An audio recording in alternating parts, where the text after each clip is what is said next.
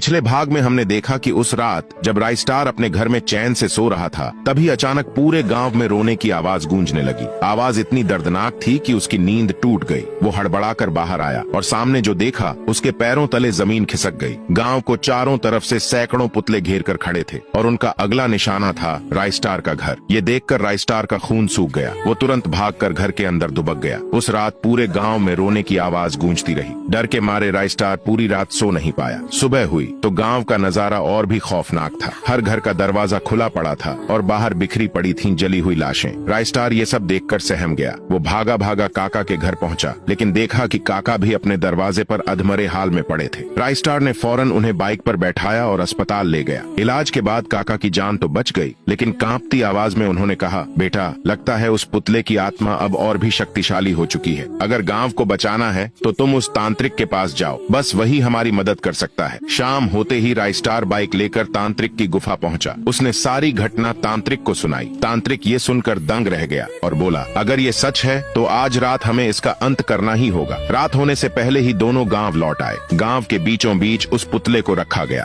तांत्रिक ने उसके चारों ओर लकड़ियां सजाई और मंत्रोच्चार शुरू किया। मंत्रों की गूंज से पूरा गांव थरथराने लगा। पुतला कांपने लगा, छटकने लगा, लेकिन तभी तांत्रिक के शरीर में अचानक आग लग गई। वो दर्द से तड़पता रहा और पल भर में जलकर राख हो गया। चारों तरफ एक ही आवाज गूंज उठी, मौत से मत खेलो, मौत से बड़ा कोई नहीं। ये सुनकर राइस्टार डर से कांप उठा। वो भागकर अपने घर के कोने में छिप गया। सुबह होते ही वो गांव छोड़कर दूसरे गांव ककटाली पहुंच गया। ककटाली बड़ा ही सुंदर और शांत गांव था। राइस्टार ने सोचा कि शायद अब उसे शांति मिलेगी, लेकिन उसी रात फिर वही रोने की आवाज गूंज उठी। राइस्टार की नींद टूटी। वो बाहर आया तो देखा गांव की सड़क के बीचों बीच एक पुतला खड़ा नाच रहा था और देखते ही देखते वो पुतला गायब हो गया। अब राइस्टार समझ चुका था ये आत्मा उसका पीछा कर रही है। अगले दिन सुबह होते ही उसने ठान लिया उसे वहीं जाना होगा जहां से ये सब शुरू हुआ था। शाम को वो फिर काकभुशुंडी लौटा और सीधा उस जगह पहुंचा जहां पुतला रखा था। वो घुटनों के बल गिर पड़ा और बोला, तुम क्यों मेरा पीछा कर रहे हो? क्यों सबको मार रहे हो? अचानक पुतला हिलने लगा और उसके सामने एक इंसानी आकृति प्रकट हुई। वो आदमी रोते हुए बोला, क्या बताऊं भाई, मैं भी कभी इस गांव का नागरिक था। खेतों में मजदूरी करता था और रात को अपनी टूटी फूटी झोपड़ी में सोता था। एक दिन खेतों में चोरी हुई